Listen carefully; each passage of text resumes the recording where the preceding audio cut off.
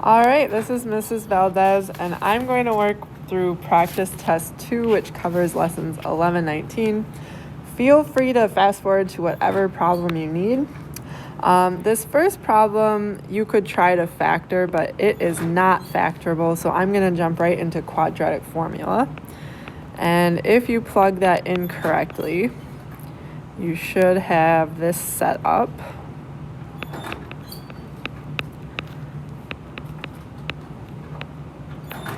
And the biggest errors I see when using quadratic formula is just making sure that you simplify it correctly.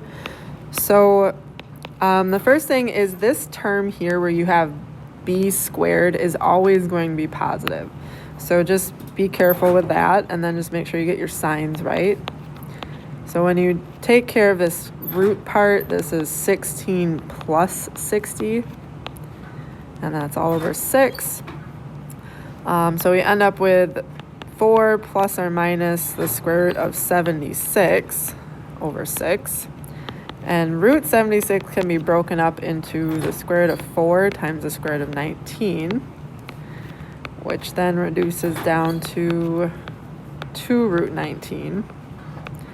And since this 4, this 2, and this 6 can all be divided by 2, our answer is going to be 2 plus or minus 1 root 19 all over 3.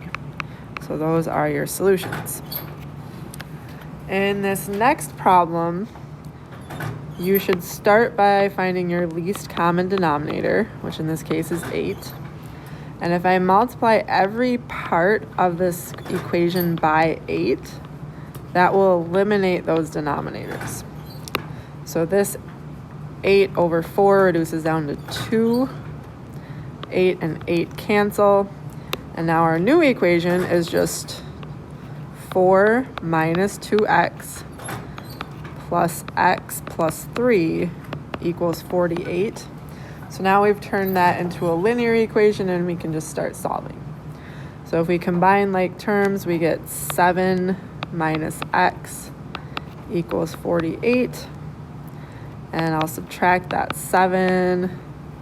So we get negative x equals 41. So positive x equals negative 41. All right, and number 3, I notice that this has a GCF of 5. So if I take that out, I'm left with x to the 4th minus 15x squared minus 16 equals 0. And then I'm going to factor this because there are two numbers that multiply to negative 16 and add to negative 15. The only difference is this is going to be x squared minus 16 and x squared plus 1. The rest of the solving is the same. So now I'm going to go ahead and set each of those factors equal to 0. And if I solve this first one, I'll add 16. And then I get x squared equals 16. And if I take the square root, x equals plus or minus 4. In this other factor, if I subtract 1, I get x squared equals negative 1. And now if I try to take the square root, I don't get a solution to that because we're not going to look at imaginary numbers quite yet. Now, that's because this was an x squared. If this was like an x cubed or an x to the 5th or anything, then you can cube root or 5th root. So just be aware of that. It's just when you take even roots where you can't do that on negative numbers.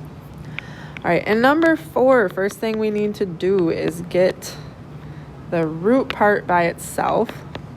So I'm going to subtract 2 and add x. So I end up with the square root of 3x plus 12 equals x minus 2. And then I'm going to go ahead and square both sides, get rid of that square root. So this turns into 3x plus 12 equals, and remember you have to FOIL this. So this is x minus 2 times x minus 2. And if you FOIL that correctly, you'll get x squared minus 4x plus 4. Then we want 0 on one side, so I'll subtract 3x and 12. So we end up with 0 equals x squared minus 7x minus 8, which is factorable. So x minus 8 times x plus 1 are your factors. So that would give us answers of 8 and negative 1. Okay, now you do have to be careful here because you don't want any false answers. So if I go back to my original equation, I'm going to plug these in and see if they work. So the square root of 3 times 8 plus 12 plus 2 minus 8, I'm going to see if that really gives me 0. So this here ends up being 24 plus 12 is 36. And the square root of 36 is 6. And if I add 2 and subtract 8, yes, I do get 0. So that means this is a solution. Now if I plug in this negative 1, well then I have 3 times negative 1 plus 12, the square root of that, plus 2 minus negative 1. Does that give me 0? Well, let's check. 3 minus negative 1 is negative 3, plus 12 is 9. So this is the square root of 9 plus 2 minus negative 1 is plus 1. Well, I can see 3 plus 2 plus 1 is not equal to 0. So this is not giving me a solution. This is a false answer. So you always need to make sure you check those to make sure they work. All right, in number 5, this is a mixture problem. So I'm going to set up these buckets. We have a stock pot contains 34 cups of 22% organic bone broth. And we're going to add to that some 8% bone broth. We don't know how much. And we're going to end up with a 10% bone broth mixture. And in that final mixture, we'll have 34 plus the X cups that we added. So we have 0.22 times 34 plus 0.08x equals 0.10 times 34 plus x. All right, so if you multiply this first piece, you get 7.48 plus 0.08x equals 3.4 plus 0.10x. And then I'm going to do a couple things here. First, I'm going to subtract 3.4. And then I'm going to subtract 0.08x from both x terms. So then we get these cancel over here and here. So 4.08 equals 0.02x. And when you divide by 0.02, that will give you 204 for x. So that would be 204 cups for the 8% bone broth. All right, 6. We're getting into some more word problems here. So it has that the length of a rectangular garden is 3 more than 4 times the width. So if I call this shorter side the width, 3 more than 4 times that is going to look like this. And then they tell me the area of this garden is 59.5 feet. And I know that the area is just the length times the width. So in this case, 59.5 is going to equal those dimensions multiplied together. Okay, so if I distribute this x, I get 59.5 equals 4x squared plus 3x. And then if I subtract that 59.5 over, I end up with this quadratic. And this is something I can see is not going to be easily factorable, so I'm going to just go right ahead and use quadratic formula, which if you plug that in, you're going to end up with not a super nice equation because of this decimal part. But since they're telling me to round to the nearest tenth of a foot, I'm just gonna, at this point, plug into my calculator. And I'm not even going to consider like the negative answer on this problem. So I can see that I'm just gonna consider -3 plus this mess here and then divide that all by 8. And you will get about 3.5 for that. And since they're asking for the perimeter, then at this point I would say, okay, I have the width of 3.5 added to itself, plus if you plug 3.5 into this part, the 4x plus 3, that'll give you 17. And then you have the bottom, which is also 17. And if you add those up, you get about 41 feet. All right. 7 is our work problem. So this one says that Nemo can complete his mail route in 6 hours, and Dory can get her mail route done in 5 hours, and they want to do Gil's route, which is 1.5 times longer than those 2 routes there. So we know that Nemo can complete 1/6 of his route in an hour, so that's his rate, plus Dory can complete 5 hours, so 1/5 of their route in 1 hour. And we actually want that to equal 1.5 in this case because they are doing 1.5 times their original route. So let's get a common denominator here. So we end up with 5/30ths t plus 6/30ths t equals 1.5. So we have 11/30ths t equals 1.5. And now I would just multiply by the reciprocal. So if you do 1.5 times 30 and divide by 11, you'll get a time of about 4.1 hours.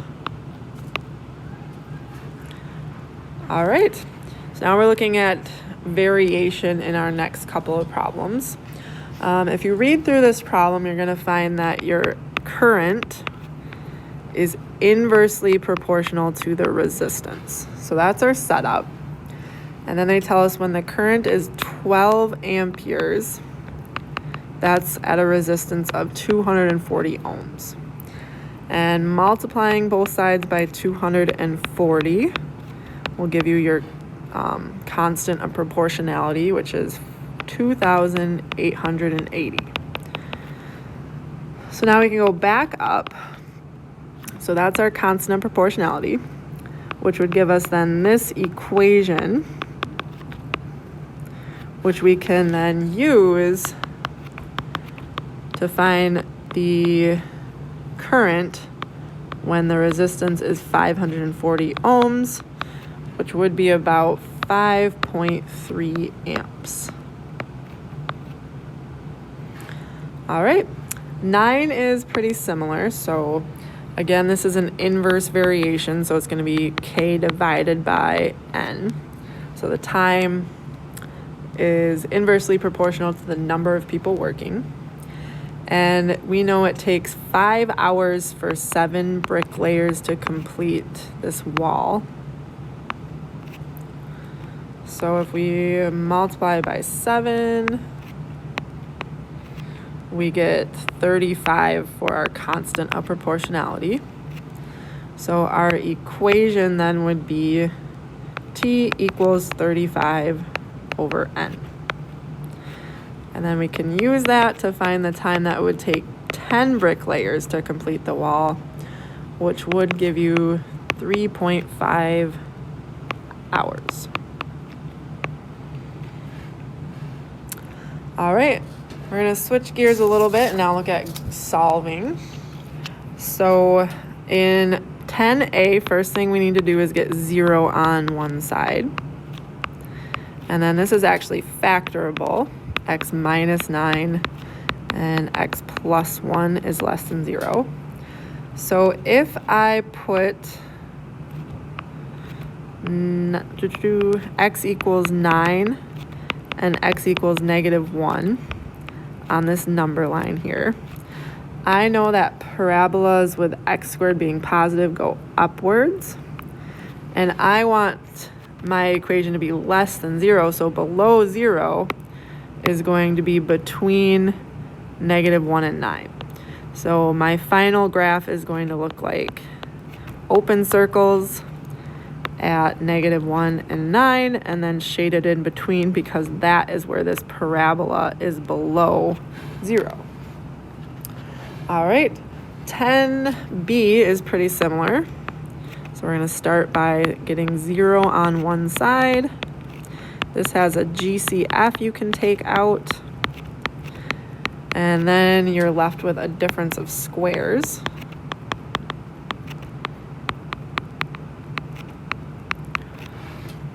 And then at this point, you have 3 zeros. X equals 0, -5, and 5. So if you think of putting those on your graph, -5, 0, and 5, these will be closed circles because you have greater than or equal to. Cubic functions look like this. And now we want this to be greater than or equal to 0. So it's above 0, in between -5 and 0, and then past +5. So when we transfer that to our final number line, the places where our graph is above 0, again, was between -5 and 0, and then past 5. So then that would be our graphed solution. All right, absolute value inequalities are going to start by splitting these up. So if I break this up into its two parts, I have 4x minus 2 is less than 42. And then 4x minus 2 is greater than or equal to -42. So remember, in these problems, you do not change what's inside, you just change the answer on the outside. So if we solve these, we'll still actually solve them the same. We get 4x is less than or equal to 44, so x is less than or equal to 11. And then over here, we get 4x is greater than or equal to -40, so x is greater than or equal to -10. I know it says to write it in interval notation, but I like to graph it first. So if I'm less than or equal to 11, but greater than or equal to -10, I'm going to be in between these. So we'll go from -10 to 11, and we'll put square brackets because we're including those values. All right, b is very similar. So we have 7 minus 2x is greater than 6. Our second branch is 7 minus 2x is less than -6. So if we subtract 7, we get -2x is greater than -1. And if we divide by -2, x is less than 0.5. So don't forget to switch that inequality when you divide by a negative. Over here, we'll subtract 7. We get -2x is less than -13. And dividing by -2 gives us x is greater than 6.5. So if we put this on a number line, here's 0.5, here's 6.5. Those will be open circles since we're just greater than and less than. So if it's less than 0.5, that'll be out here. Greater than 6.5 will be out here. And then I can see that this is going to be two parts. We go from -infinity to 0.5, union 6.5 to infinity. So this would be the interval notation of that solution. All right, now we are switching to our fractions with inequalities. Right, so we can see a is already less than or equal to 0, so we don't need to move anything around. If you set the top equal to 0, you can see you'll get a critical value of 2, and the denominator's critical value is going to be -7. So now if I put those two numbers on my number line here. I know since this is less than or equal to, the numerator's critical value is going to be a closed circle. And remember, the denominator's critical value is always an open circle. So now I just have to figure out where to shade. So my points I'm going to test are -8, 0, and 3. If you plug -8 into this fraction, we want things less than or equal to 0, so this means we want negative solutions. So if you take 2 times -8 and subtract 4, and divide that by -8 plus 7, you can see the top is a negative number, divided by the bottom is a negative number, and this is going to give you positive solutions, which I don't want, so I'm not shading there. If I plug in 0, 2 times 0 minus 4, and 0 plus 7, this is a negative divided by a positive, which is negative. Remember, I do want negative, so I will shade in here. And lastly, if I plug in 3, 2 times 3 minus 4, and then 3 plus 7, this is a positive divided by a positive, which is positive, so I'm not going to shade there. So in interval notation, this would be -7 to 3, not including -7, including, oh, sorry, not 3. That should be a 2. And then that is your solution in interval notation. All right, for B, the first thing we need to do is subtract that fraction to the other side. So we get 0 on one side.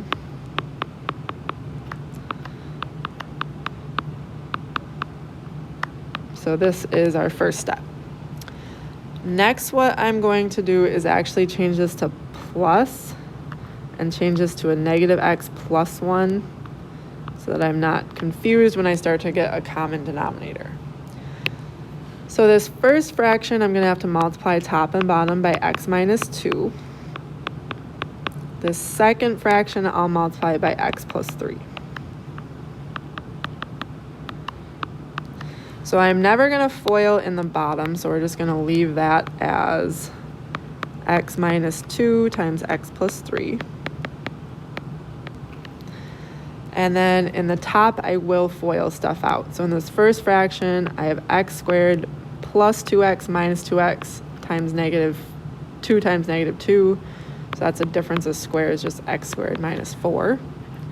Plus, and then in the second fraction, I have the same denominator, x minus 2 times x plus 3. And in the top, if I FOIL this, I have a -x squared minus 3x plus 1x. And then I have plus 3, and this is still all greater than 0. All right, so now I can combine my like terms in the top. So my x squares, you can see, actually cancel. And then I have a -2x from that first fraction, and then minus 4 plus 3 is minus 1. We want that to be greater than 0. So your numerator, if you set that equal to 0, when you solve this, you'll add 1, divide by -2, so you'll get a solution of x equals -1/2. So that's one of your critical values. Your critical values from the denominator are just 2 and -3. So at this point, now I would just put those on my number line.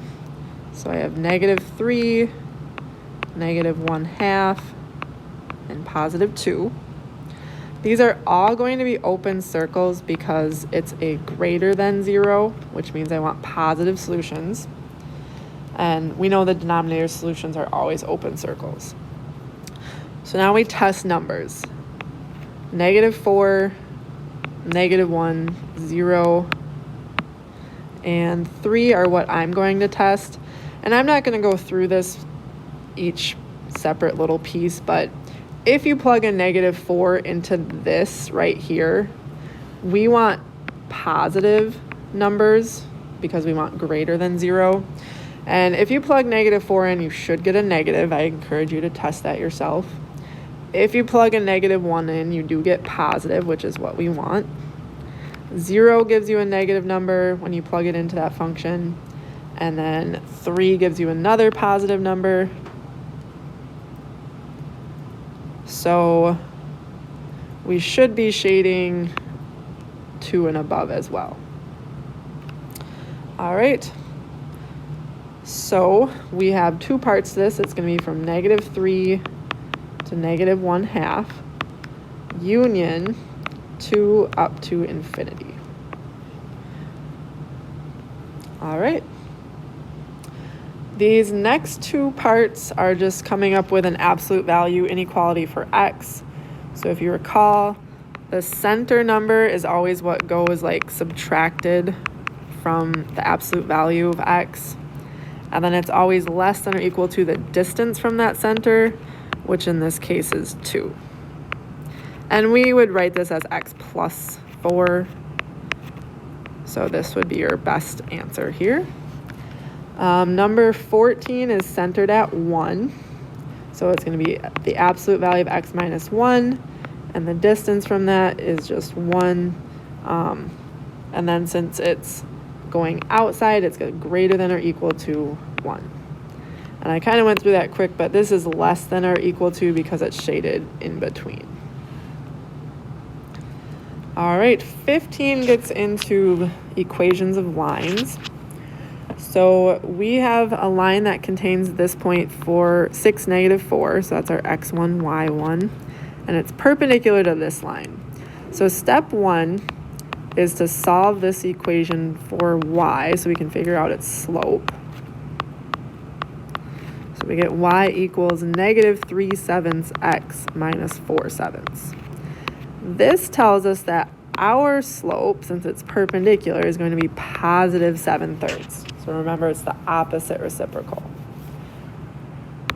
So at this point, we would plug that into our point slope form. So y minus -4 equals 7/3 x minus 6. So if we clean that up a little bit, we get y plus 4 equals 7/3 x minus 6. And since they said we could leave it in point slope form, we'll leave it just like that. Okay, and number 16, I'm actually going to change this. I want you to write it as a slope-intercept equation, so like y equals mx plus b. All right, so step 1, we're going to solve this equation for y. So we end up with -3y equals -2x plus 9.75. And when we divide by -3, we get y equals 2/3 x minus 3.25. All right, so since our line is parallel to this, we know it will have the same slope of 2/3. And here we have a x1 and a y1. So y minus 19 equals 2/3 x minus -3. So we can see that's just going to be x plus 3 there. Y minus 19 is equal to 2/3 x. And then 2/3 times 3 is 6.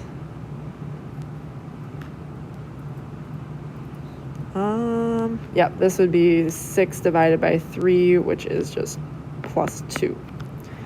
All right, so now we can just add 19. So we get y equals 2/3 x plus 21.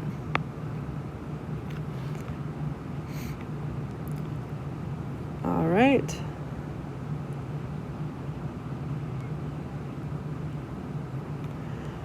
Okay, 17 I know looks tricky, but we're just going to solve this linear inequality and express the solution 3 ways. So first, let's start by subtracting 7 from each part. So -17 is less than -x, which is less than or equal to -2. And then when we divide everything by -1, it's going to flip out those inequality symbols, so it'll be greater than. All right, so we usually write the smallest number on the left. So this would be the solution as an inequality.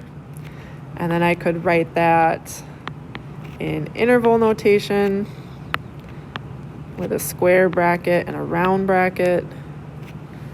And then I could also write that as a graph. So from 2 to 17 with a closed circle on 2 and an open circle on 17. So this would be the third way you could express that. All right, E is another variation formula. So E is proportional to H, so that's K times H, and inversely jointly proportional to the cube root of P and the square of R. So that is what it translates to as an equation. And we're going to plug in all of these variables and solve for K.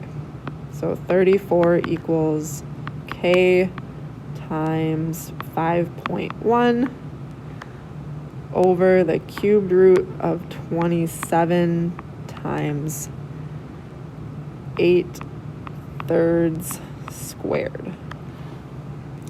Okay, so if you start solving this, I would just say 34 equals K times 5.1. So I'm going to write that as 5.1K. And the cube root of 27 is just 3. If you square 8/3, you get 64/9. And then notice here this 3 and 9 can just reduce down to 1/3. So if you divide by 64 and then divide by 3, what you're really just doing is like dividing, and dividing by a number just means you're multiplying. So this 3 I'm going to throw up top. So that's going to give us 34 equals 15.3K divided by 64. So if I multiply both sides by that 64, these will cancel, and you get 2,176 equals 15.3K. And dividing by 15.3 will give you a K of 142.2. All right. In our last two problems, this is actually some slope-intercept practice. The first thing I'm going to do is figure out the slope. So it takes 3 weeks, we're going to think of that as like our X, to write 7 songs. So that's like our first ordered pair is 3, 7. And it takes 7 weeks to come up with 17 songs. So 7, 17 is our second point. So finding the slope, we're just going to take the change in our Y's over the change in our X's. And we get 10 over 4, which we can reduce down to 5 over 2. And you can pick whatever one of these you want for your X1, Y1. I'm going to use that first point just because the numbers are smaller. So I have Y minus 7 equals 5/2, X minus 3, Y minus 7 equals 5/2 X minus 7.5. If you do 5 times 3 and then divide by 2. So if we add our 7 over, here is our equation. Y equals 5 over 2X minus 0.5. So our number 20 then wants us to use that equation to predict the number of weeks it takes to write 10 songs. So this is actually our Y. So we're going to say 10 equals 5/2 X minus 0.5, and we'll solve this for X. So if we add 0.5 to the other side, we get 10.5 equals 5/2 is the same as 2.5X. And then if you divide by 2.5, you end up with about 4.2. So it takes 4.2 weeks to write 10 songs given this information. All right, I hope that helps. If you have questions, feel free to let me know.